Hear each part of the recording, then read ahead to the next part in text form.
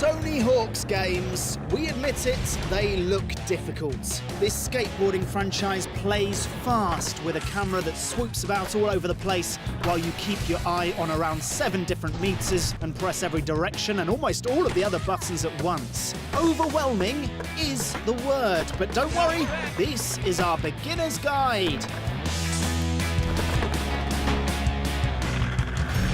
The first thing you should get to grips with in Tony Hawk's is the ollie. A skateboardy word for jump, the ollie is as fundamental to Tony Hawk's as it is to any 3D platformer. Unlike those games though, it takes a bit of getting used to. Holding down the main button on your pad will crouch your skater, boosting their speed and charging up the ollie.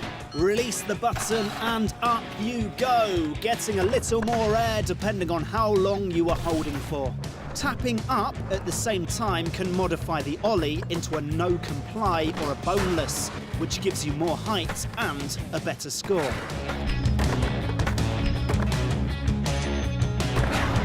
Scores are the heart of the whole Tony Hawk's experience. In general, the trickier a trick is to pull off, the scorier the resulting score.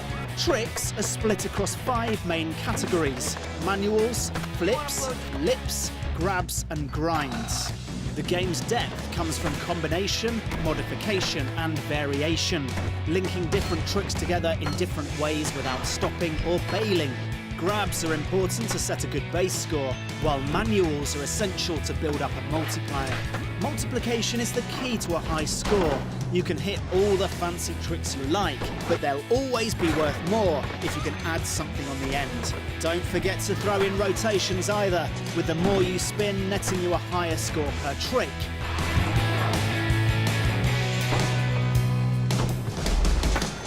As the series has evolved, it's introduced more and more options to link tricks together.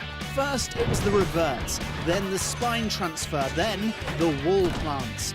First seen in Tony Hawk's Pro Skater 3, the revert is the most important of these. A spin of the board at the moment of landing that can combine vert tricks with flatland.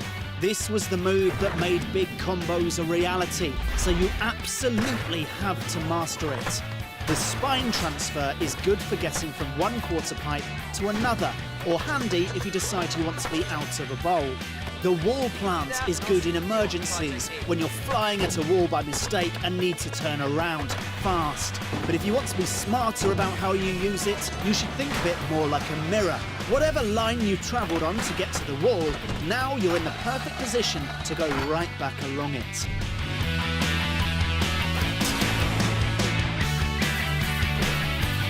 You see, the tricks you'll be able to perform will completely depend on your environment, making exploring and experimenting crucial.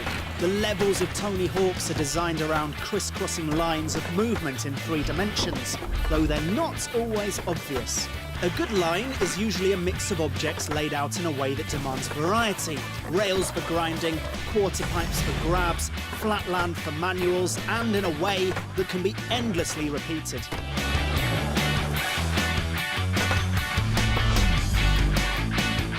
Mastery of the controls is like 80% of the Tony Hawk's experience, but how you approach the game's challenges matters as well. Some goals will feel impossible, especially ones where time limits are involved. Fortunately though, there is always something else to be getting on with, or at the very least, areas good for practice. Unlike a lot of tricky games, the act of zoning out and just playing Tony Hawk's is worthwhile on its own. So get out there and have some fun.